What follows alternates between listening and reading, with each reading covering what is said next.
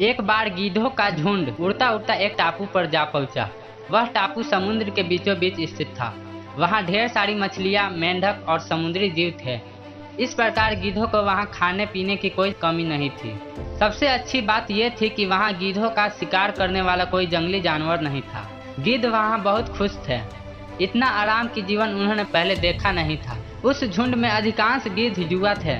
वे सोचने लगे कि अब जीवन भर इसी टापू पर रहना है, यहाँ से कहीं नहीं जाना, क्योंकि इतना आरामदायक जीवन कहीं नहीं मिलेगा। लेकिन उन सबके बीच में एक बूढ़ा गिद्ध भी था। वह जब युवा गिद्धों को देखता तो चिंता में पड़ जाता। वह सोचता कि यहाँ के आरामदायक जीवन का इन युवा गिद्धों पर क्या असर पड़ेगा। क्या ये वास्तविक जीवन का अर्थ समझ पाएंगे? यहाँ इनके सामने किसी प्रकार की चुनौती नहीं है। ऐसे में जब कभी मुसीबत इनके सामने आ गई तो ये कैसे उसका मुकाबला करेंगे?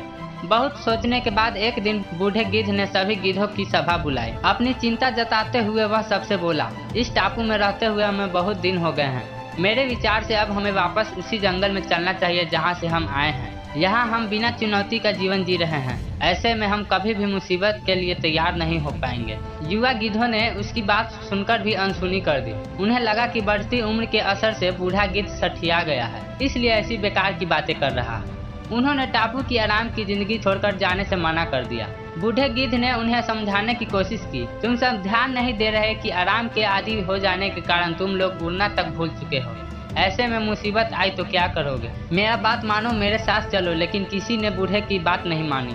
बूढ़ा गिद्ध अकेला ही वहां से चला गया। कुछ महीने बीते। एक दिन बूढ़े गिद्ध ने टापू पर गए गिद्धों की खोज खबर लेने की सोची और उड़ता उड़ता उस टापू पर पहुंचा। टापू पर जाकर उसने देखा कि वहां का नजारा बदला हुआ था। जहां देखो वहां गिद्धों की लाशें पड़ी थी। कई गिद्ध लहूलुहान और घायल पड़े हुए थे। हैरान बूढ़े गिद्ध ने एक घायल गिद्ध से पूछा, ये क्या हो गया? तुम लोगों की ये हालत कैसे हुई? घायल गिद्ध ने बताया, आपके जाने के बाद हम इस टापू पर बड़े मजे की जिंदगी जी रहे थे। लेकिन एक दिन एक जहाज यहाँ आया। उस जहाज से यहाँ कुछ चीते छोड़ दिए गए। शुरू में तो उन चीतों ने हमें कुछ नहीं किया, लेकिन कुछ दिनों बाद जब उन्हें आभास हुआ कि हम उड़ना भूल चुके हैं तो उन्होंने हमें एक एक कर मारकर खाना शुरू कर दिया। उनके ही कारण हमारा ये हाल है। शायद आपकी बात ना मानने का ये फल हमें मिला है।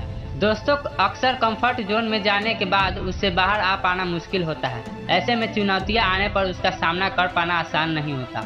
इसलिए कभी भी कंफर्ट जोन में जाकर खुश ना हो जाएं। खुद को हमेशा चुनौती देते रहें और मुसीबत के लिए तैयार रहें। जब तक आप चुनौती का सामना करते रहेंगे और आगे बढ़ते रहेंगे। दोस्तों, अगर कहानी पसंद आई तो एक अच्छा सा कमेंट कर दें और ऐसे ही मजेदार वीडियोस के लिए चैनल को सब्सक्राइब भी कर लें। मिलते हैं अगले वीडियो में। जय हिंद।